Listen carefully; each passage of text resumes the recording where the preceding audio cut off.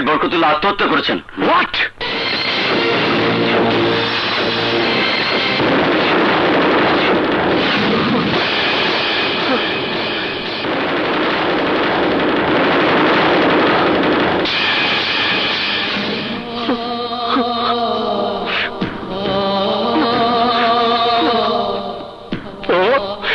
বাবা, আমি নজরুল বলছি।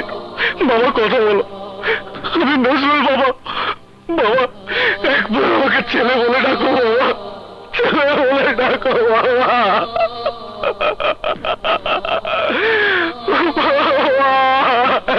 বাবা একবার ছেলে বলে ডাকো। বাবা,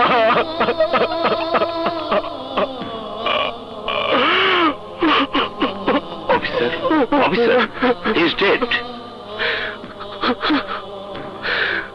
জানি, আমি জানি। আমি এটাও জানতে চাই, আমার বাবার খুনের জন্য কে দায়ী? কে? আত্মহত্যাকারী নিজেই নিজের খুনের জন্য দায়ী।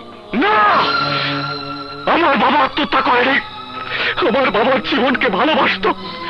সে সারা জীবন সৎভাবে বাঁচার জন্য জীবনের সাথে সংগ্রাম করেছে। সে আত্মহত্যা করবে কেন? বলুন, কে খুন করেছে? কে? বলুন, কে আমার বাবাকে খুন করেছে? কে? সবাই চুপ করে আছেন কেন? সবার মুখ বন্ধ কেন? বলুন, কে আমার বাবাকে খুন করেছে? বলুন, কে? কে খুন করেছে? ছাড়ুন আমাকে, ছাড়ুন বলছি। Sir, please control yourself. শান্ত, শান্ত হল নজরুল।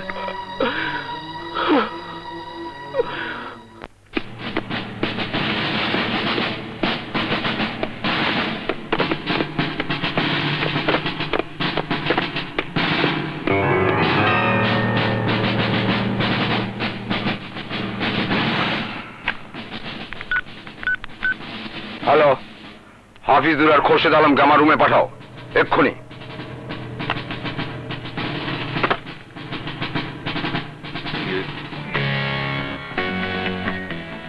কি করছেন আপনারা? সেলের মধ্যে বরকতুল্লাহর মতো একজন ম্যাজিস্ট্রেট খুন হলো, আর আপনারা বলছেন কিছুই জানেন না। স্যার, বরকতুল্লাহ খুন হয়নি, সে আত্মহত্যা করেছে। Shut up!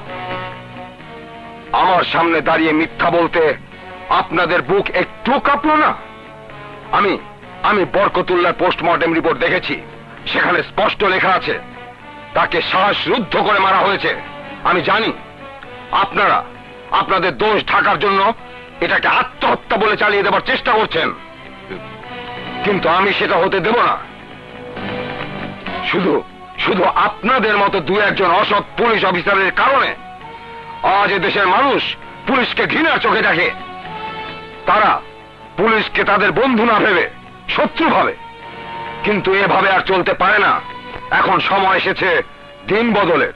অপরাধী যেই হোক না কেন, শাস্তি তাকে পেতেই হবে, কারণ সবার ঊর্ধ্বে আইন, আর আমি আইনকে শ্রদ্ধা করি।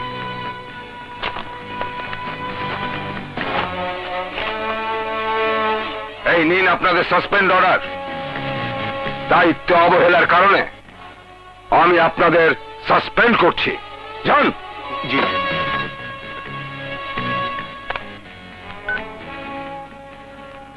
কামরুল, তুমি আমার রুমে আসো।